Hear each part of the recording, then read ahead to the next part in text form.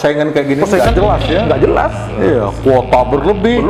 Gitu. Sedangkan orang yang mau naik driver terbatas. Ya kan di masa anu nih ya, di masa pandemi ini ya kan sudah tuh yang menjadi driver ojek online juga bertambah karena orang di PHK dia punya mobil dia. Seperti di pasar lebih banyak orang yang berjualan daripada yang beli.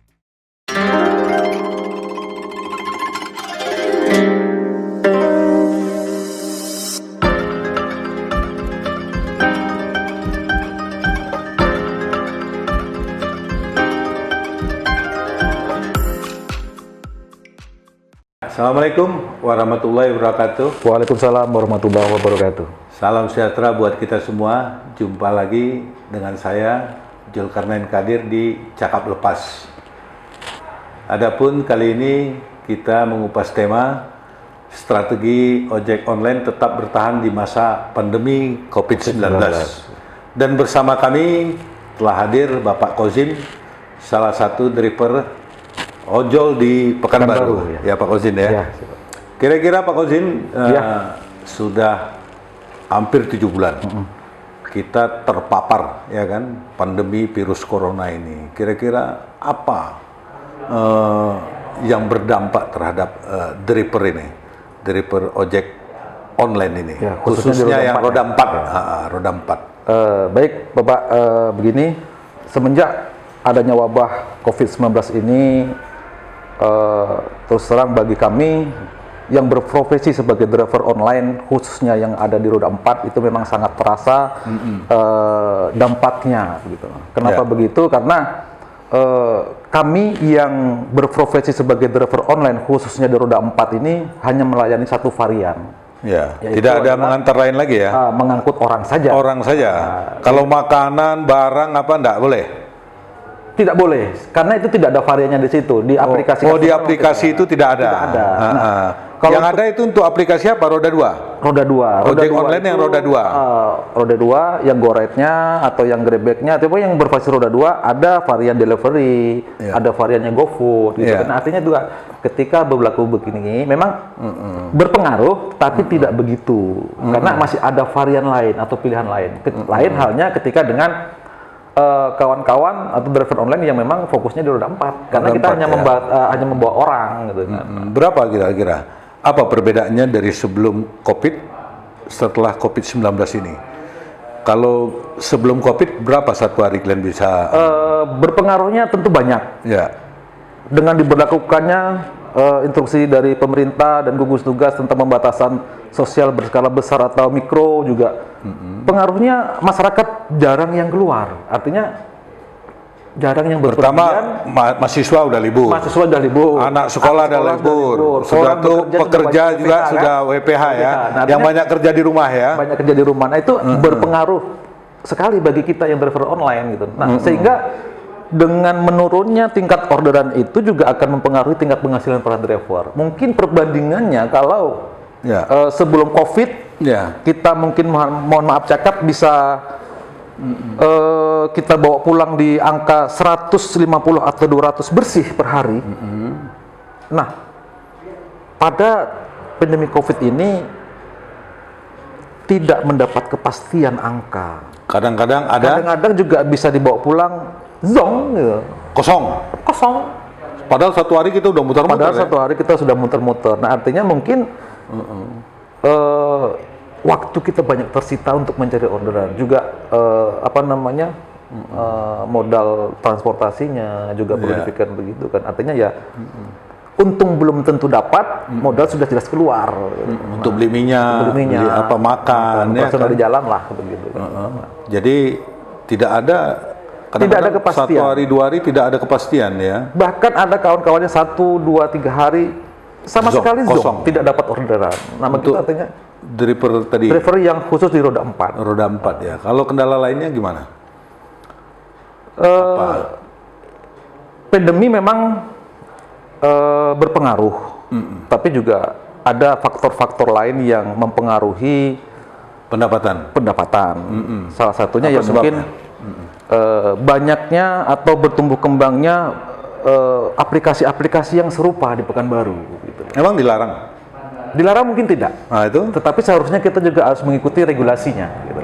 Regulasi dari mana? Sudah terbit Permen 118 tahun 2018. Nah, turunan dari Permen Hub itu Peraturan Menteri Perhubungan ya? peraturan Menteri Daerah, peraturan Menteri Perhubungan. Ya. Aplikasi di lapangan itu dikembalikan ke daerah masing-masing. Artinya Riau butuh perda tentang regulasi taksi online. Gitu. Nah, seandainya ini sudah dikeluarkan perda dan aturan mainnya untuk di Provinsi Riau atau khususnya di Pekanbaru ini sudah saklek, tentu para driver online juga bisa mendapatkan penghasilan yang ya sedikit layak lah gitu untuk.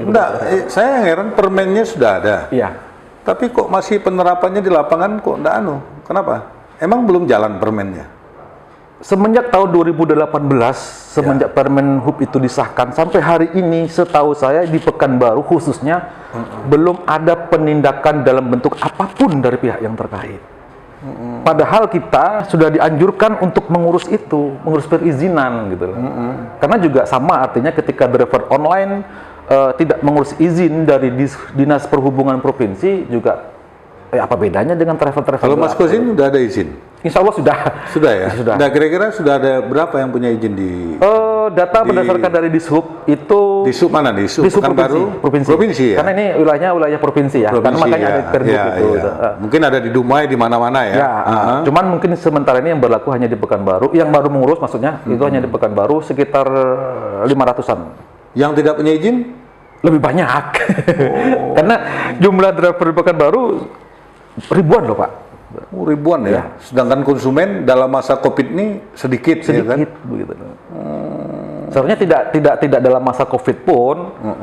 Pekanbaru ini kita tahu hanya berapa sih luasan Pekanbaru gitu kan? Dan bukan, maksud saya tadi dari Permen Hub, Menteri Perhubungan tadi ada enggak turunannya, misalnya ada Perko ya, peraturan kota, wali kota atau pergub, ada nggak turunannya? Sampai hari ini belum ada. Yang ada itu harus, cuman yang setahu saya pembatasan kuota itu pergub tahun 2017. Maksudnya kuota itu gimana? Itu dari siapa? Dari Pak Gubernur Riau? Dari Gubernur Riau. Tahun 2017 pergub itu dikeluarkan. Jumlah kuota driver online itu bicaranya tentu Riau kalau pergub. Itu sejumlah 245. Sekarang kenyataannya yang sudah ribuan. Di Pekanbaru aja udah ribuan. Yang sudah dapat izin dari Dishub aja sudah 500. Belum yang mereka belum mengantongi izin. Artinya pergub itu tentu mungkin bisa saja fleksibel atau menyesuaikan dengan kondisi di lapangan. Kalau memang harus ditambah, keluarkan pergub baru, tambah berapa jumlahnya. Tetapi dengan tidak mengesampingkan pendapatan layak driver. Gitu. Kalau cukup di Pekanbaru ini ditangani oleh 1.000 driver, sudah. Artinya ada penegasan dari pemerintah ke aplikator supaya jangan selalu terima dan terus drivernya. Artinya ini juga kalau terus diterima driver, artinya juga banyak pembeli, banyak yang jual daripada yang beli. Gitu. Nggak akan relevan. Terus hal lainnya, kira-kira yang betul-betul menghambat lah pemasukan klien di masa pandemi ini? Ya, seharusnya kita sama-sama maklum saja sih. Malang tak dapat ditolak sebetulnya begini ini kan. COVID memang sangat berpengaruh. Seandainya karena pangsa driver online di Pekanbaru ini yang khususnya pemakai roda 4 itu ya kuliah, anak sekolah, dan para pegawai. Nah, ketika ini sudah kembali normal, ya mudah-mudahan pendapatan driver online lagi juga akan meningkat. Baiklah, saudara-saudara, kita break sebentar, tetap di Cakap Lepas.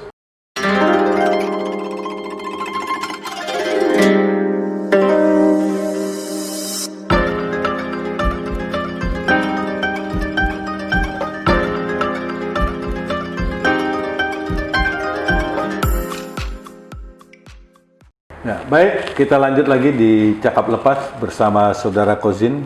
Ya, kira-kira Saudara Kozin ada enggak hal-hal lain yang menjadi pikiran kawan-kawan di driver ini ya, dari roda 4 ini, khususnya di ojek online ini, untuk meningkatkan apa jumlah orderannya kembali gitu ya? Maksudnya supaya mendapat kepercayaan masyarakat kembali. Betul. kebetulan saya drivernya Gokar. Semenjak ada Gokar di Pekanbaru, saya sudah bergabung ke aplikasi itu. Sudah berapa tahun? Sudah 3 tahun lebih, dari tahun 2017. Artinya begini, nah langkah-langkah yang dilakukan oleh manajemen Gojek pada hari ini semenjak pandemi COVID itu, yang pertama adalah Gojek selalu menghimbau kepada setiap drivernya untuk melakukan secara rutin cek suhu tubuh dan penyemprotan disinfektan Di mobil? di mobil. Ya. Dan itu secara berkala. Untuk drivernya ada nggak dilakukan rapid test atau swab gitu? Nah, untuk saat ini belum. Nah, tapi kedepannya itu bisa akan dilakukan begitu. Nah, satu lagi juga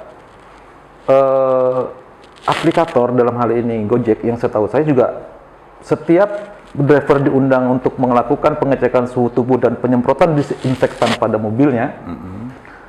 Mereka dibekali dengan pembagian masker nih, kayak ini maskernya nih, GoPartner, ini maskernya Gojek nih. Terus yang kedua juga mereka membekali dengan hand sanitizer. Hand sanitizer juga ada yang ukuran 500 mili dan itu diletakkan di mobil. Untuk pengukur suhu ada nggak? Jadi setiap penumpang mau masuk diukur suhu tubuh? Tidak ada. Cuma itu dilakukan oleh manajemen Gojek itu khusus untuk drivernya. Nah, artinya mungkin antisipasinya dengan hand sanitizer itu juga ketika penumpang habis naik, dia bisa cuci tangan pakai hand sanitizer itu, dan itu sudah disediakan. Nah, tapi bagi driver sendiri, ada nggak penerapan protokol kesehatan itu, yang seperti pakai masker, jaga jarak, ya kan? Sudah itu, ya tadi cuci tangan, sanitizer tadi kan?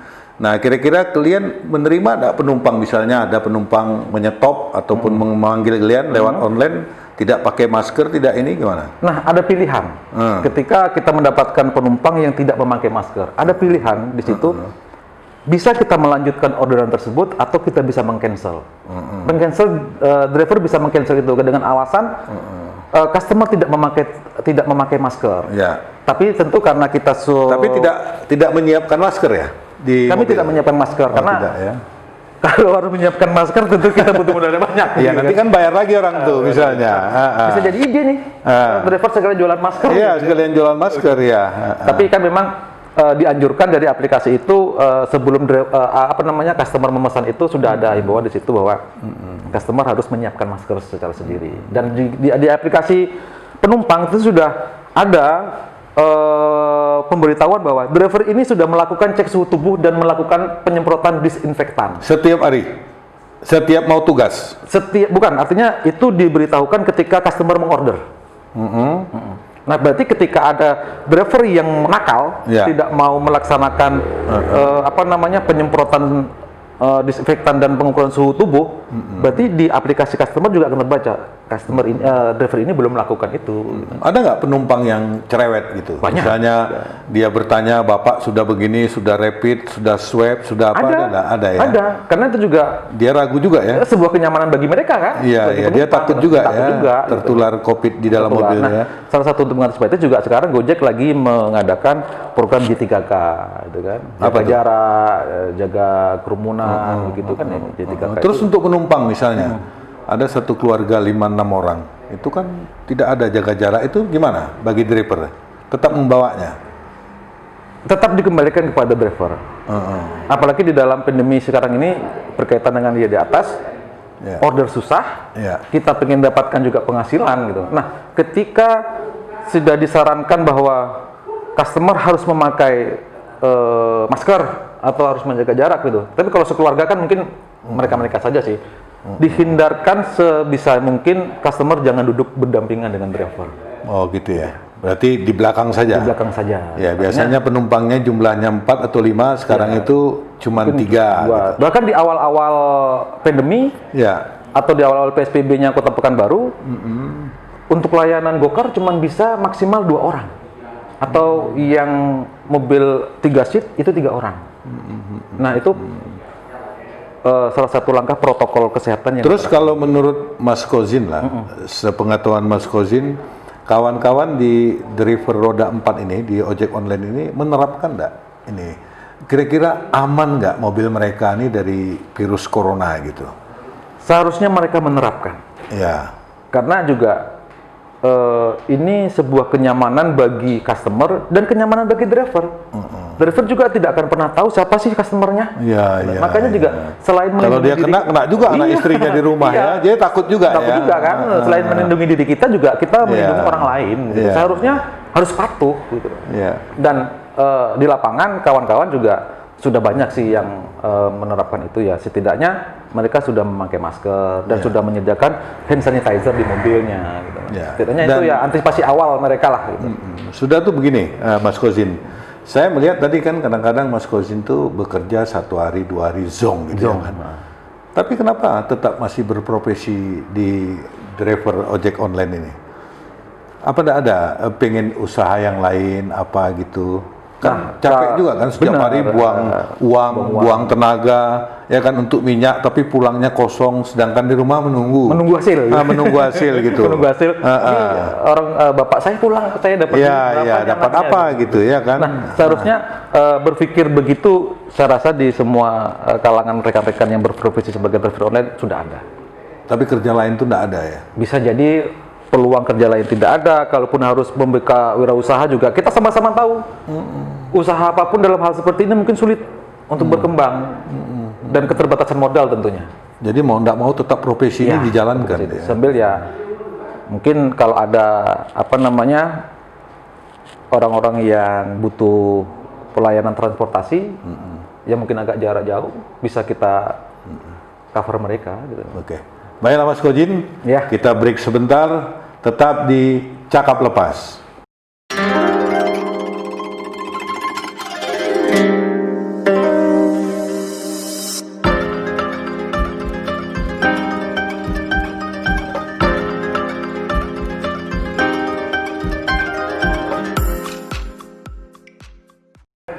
Lanjut kita di Cakap Lepas bersama Mas Kozin. Mas Kozin, saya mendengar ini juga ya kan, khusus kawan-kawan di driver ojek online yang roda 4 nih, katanya di Pekanbaru nih ada beberapa kawasan yang tidak boleh ojek online ini masuk beroperasi. Iya, benar. Ya kan?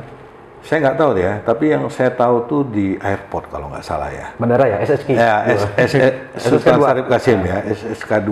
Itu gimana tuh menurut pandangan Mas Kozin? Menurut pandangan saya, seharusnya karena juga bandara masuk dalam wilayahnya Indonesia dan Pekanbaru. Seharusnya juga mempunyai wilayah umum lah ya kan. Siapa aja boleh mencari rezeki di sana. Boleh mencari rezeki di situ.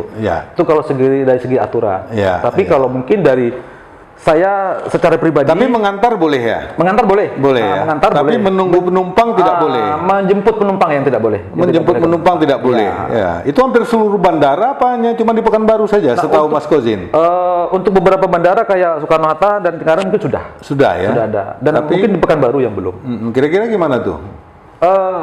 Kalau secara aturan gimana? Secara aturan seharusnya boleh, karena itu juga masih dalam wilayah Indonesia. Tidak ada lah dibatasi ya. Fair saja ya. Fair saja kita bermain begitu. Tapi kalau secara perasaan gimana? Nah, secara perasaan dan secara kemanusiaan tentu secara pribadi saya kalau bisa jangan. Gitu loh. Jangan Jadi ambil. ojek online jangan ambil dari situ. Karena begini logikanya. Kawan-kawan kita yang satu profesi sih sebenarnya, mereka juga sama-sama supir. Bedanya mereka konvensional, kita online gitu. Kalian masih bisa ngambil penumpang ya di mana-mana ya. Di mana-mana. Nah, kalau preman, kalau orang tuh cuma di anu saja ya di bandara. Mereka sekarang di kawasan mall, di kawasan keramaian, mereka sudah kalah dengan taksi online. Apakah kue mereka di bandara yang tinggal sedikit itu juga yang akan kita rebut? Secara kemanusiaan saya menolak gitu loh. Tetapi kalau berbicara secara hukum dan teritorialnya hukum itu kita punya hak yang sama. Bebas ya. Bebas. Siapa saja boleh ya. Tapi secara pribadi dan secara kemanusiaan nggak usah kita lakukan. Nggak usah ya. Kalau di pelabuhan atau di terminal bus nggak ada larangan. Di pelabuhan dan di terminal bus akap tidak ada larangan. Tidak. Bebas ya. Bebas. Siapa taksi pun boleh. Boleh. Ojek online juga boleh ya kan. Nah, terus tadi ada Mas Kozin mengatakan di masalah harga. Nah, ini gimana nih masalah harga ini? Ini bisa menurunkan juga ya? Persaingan. Persaingan ya, gimana? Persaingan harga. Harusnya gimana? Seharusnya gimana? ada penentuan harga gitu yang Seharusnya standar. ada campur tangan dari Pemerintah, pemerintah ya. daerah. Dalam hal ini mungkin yang paling berwenang adalah Dinas Perhubungan, gitu kan, untuk menentukan tarif dasar bawah dan tarif dasar atas. Artinya semua kompetitor dan semua aplikator yang ada di Pekanbaru ini semuanya satu Sama. harga. Satu Nah, artinya harga, nanti kembali lagi kepada customer, mereka lebih nyaman pakai siapa, mereka lebih nyaman belanja di warung yang mana, begitu. Sudah tuh untuk kuota gimana? Nah, seharusnya Kalau untuk Pekanbaru ini kira-kira untuk ojek online ini berapa ribu dibutuhkan? kuota persis saya tidak tahu berapa, karena yang tahu itu hanya Soalnya aplikator. di situasi pandemi ini kan banyak juga orang orang kena PHK apa mungkin dia Banyak. punya mobil dia lari juga solusi kan jadi juga dia ojek online khusus Gokar ini ya kan. Daripada nganggur di rumah mobilnya dikasih Iya, kegiatan, iya. ya coba-cobalah jadi ojek online. Nggak ada masalah itu untuk Nggak ada kuota. masalah. Cuman seharusnya Heeh. kalau driver online ini sudah menjadi sebuah profesi dan pekerjaan, tentu kita runtutan dari cerita itu kita harus memperhatikan kelayakan hidupnya si driver itu sendiri. Makanya dalam hal ini pemerintah harus turun tangan untuk mengatur. Ya mungkin bisa dalam bentuk perda. Pergub tahun 2018 sudah mengatur jumlah kuota driver online se-Riau 200. itu 245. Tetapi secara pribadi saya berpikir itu tidak cukup. Karena ini kapasitasnya Riau. Untuk Pekanbaru saja mungkin tidak cukup. Ya. Artinya, Bahkan sekarang sudah ribuan kali bahkan ya. sekarang sudah ribuan gitu loh. Nah, artinya Pergub itu mungkin bisa direvisi lagi atau bisa diterbitkan Pergub baru untuk penambahan kuota. Tapi jangan terlalu banyak juga. Ya, ya. Jadi, artinya juga supaya pendapatan minimum dari seorang driver itu juga bisa layak. Bisa untuk menghidupi keluarganya lah. Ya. Harus ada pembatasan. Ketika Perda itu sudah keluar, semua aplikator seharusnya tunduk pada peraturan daerah. Tapi ngomong-ngomong udah ada pemerintah daerah yang punya perda tentang ojek online ini. Mas Kojin dengar di Setahu Indonesia nih Setahu saya belum ada kan? belum ada. Berarti kan? Tetapi peraturan Menteri Perhubungannya sudah turun dan sudah disahkan semenjak tahun 2018. Ya ada juklak-juknisnya. Penerapannya gimana? Penerapannya dikembalikan ke daerah masing-masing. Makanya saya mengambil kesimpulan Permenhub itu turunannya adalah ke Perda yang untuk mengatur sesuai dengan kondisi daerahnya masing-masing. Bisa perda, bisa pergub, ya Bisa. kan? Bisa perwako ya. Iya, Tapi perwako sendiri di Pekanbaru nggak ada? Kayaknya belum. Oh belum ada ya. Tapi se-Indonesia tuh memang belum ada. Setahu saya ya. Harapannya gimana? Harapannya Mesti itu, ada. harapannya itu tentu harus dilakukan, harus Iya. diterapkan. Iya. Ketika sudah menjadi undang-undang dan sudah menjadi peraturan menteri, seharusnya itu kan juga diimplementasikan ke bawah. Ya. Supaya menjamin kehidupan para driver online gitu loh. Kalau enggak persaingan kayak gini nggak jelas ya. Nggak jelas. Iya, kuota berlebih. Gitu. Sedangkan orang yang mau naik driver terbatas. Ya kan di masa di masa pandemi ini ya kan sudah tuh yang menjadi driver ojek online juga artinya- bertambah karena orang di PHK dia punya mobil dia. Seperti di pasar lebih banyak orang yang berjualan daripada yang beli. Ada yang kalau begitu kejadiannya kan tentu ada kedai yang tidak laku. Ya oke Mas Kojin. Jadi sekarang apa kira-kira harapan ke depan? Pertama di masa COVID-19 ini harapan terhadap pemerintah ya kan.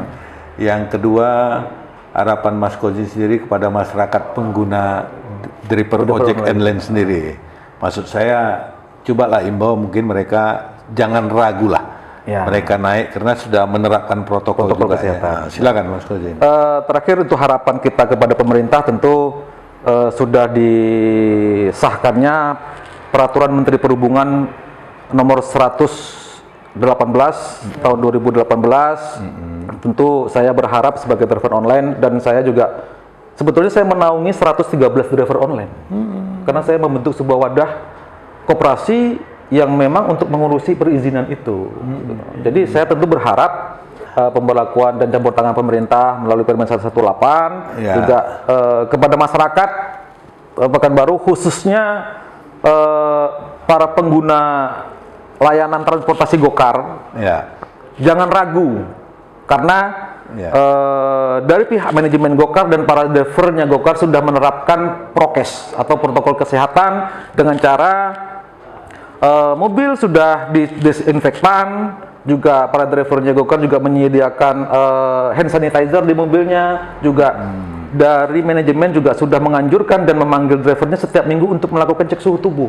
Itu yang dilakukan oleh driver. Jadi udah termasuk aman lah ya Manajemen. kalau mau naik ya. Insya Allah aman, dan Aman, begitu juga ya. driver juga, kita juga semuanya diwajibkan Ada asuransi juga ya? memakai apa namanya, masker. Asuransi. Masker ya kalau Khusus yang untuk asuransi itu bagi driver-driver yang sudah mendapatkan izin resmi dari Dishub dari tadi. Dinas Perhubungan yang sudah patuh terhadap Permen 118 lah. Nah itu. Nah kebetulan yang terbanyak hari ini adalah drivernya Gokar. Ketika Jadi kalau ada insiden sudah tercover asuransi oleh jasa marga. dua dapat asuransi baik ya. driver maupun Maupun customernya. Nah, maka akan sangat merugi bagi rekan-rekan driver online yang tidak patuh terhadap aturan hukum ini. Terus kalau bantuan ekonomi perlu nggak dari pemerintah? Kan kita dengar sekarang banyak kan bantuan turun dari pemerintah pusat, ya seharusnya pemerintah provinsi. dalam masa yang lebih realistis sebetulnya mungkin bantuan dalam bentuk modal usaha. Karena tidak mungkin juga selamanya driver online akan berada di jalanan. Rata-rata mereka sudah pada tua loh, Pak. Nggak, modal usaha itu modal usaha apa? Modal Ya, usaha istri di rumah? Bisa apa jadi bagaimana? begitu. Buka kedai gitu ya? Kedai, atau misalnya hanya jualan goreng atau yang bisa menyokong perekonomian keluarga lah. Gitu. Kalau dari perusahaan sendiri nggak ada? Nggak ada. Perusahaan sendiri pun udah mengap-mengap ya sekarang. Dari perusahaan memang bantuan-bantuan seperti itu memang secara khusus itu memang belum ada, tetapi Kita berharap dari pemerintah lah ya. kita berharap dari pemerintah. Kalau bisa kita bekerja di pandemi ini, walaupun kadang-kadang hasilnya zong, kalau bisa pemerintah juga bantulah. Menjadi perhatian, mendapat perhatian khusus lah. Apalagi bagi kawan-kawan yang yang misalnya mobilnya kredit gitu kredit ya. bener. Rata-rata kita semua kredit, Pak. Apanya diminta bantuan sama pemerintah? Kreditnya Nah, kalau di restruktur kemarin rata-rata mereka mungkin sudah pada melakukan restruktur lah. Tapi kalau restrukturisasi juga tergantung pada finance-nya masing-masing. Itu kan kita tidak bisa mencampuri urusan. Tapi mereka. sekarang dikejar-kejar nggak? Banyak. Ya, dikejar-kejar. Kan ada himbauan presiden. Nah, artinya kalau sudah masa restrukturnya udah habis, bagaimana? Kan ada yang menerapkan 6 bulan, ada cuma menerapkan 3 bulan, gitu kan? Kalau mereka masa restruktur, karena masa restrukturisasi itu tidak semuanya menggratiskan angsuran. Ada yang cuma diperkecil, ada yang Tapi ada. Itu juga berkat pemerintah tadi ya. Berkat pemerintah tadi ya. Dan juga ada bantuan untuk ngurus itu, manajemen sudah menyarankan begitu. Ada himbauannya lah. Ya. Terus hal yang lain apa? Kira-kira ada? Tentu untuk kemaslahatan para driver online, kembali saya ulangi bahwa Permen Hub 118 mohon segera direalisasikan, khususnya di Pekanbaru. Khusus di Pekanbaru. Pekanbaru. Baiklah, kalau gitu Mas Kosin, Ya Pak. saya mengucapkan terima kasih. Sama-sama. Ya, kita sudah bertukar pikiran di masa pandemi COVID-19 ini tentang ojek online ya kan. Ya. Baik pemirsa, kami rasa cukup sekian. Silakan tonton acara kami di Cakap-Cakap Lepas. Terima kasih. Assalamualaikum warahmatullahi wabarakatuh. Waalaikumsalam warahmatullahi wabarakatuh.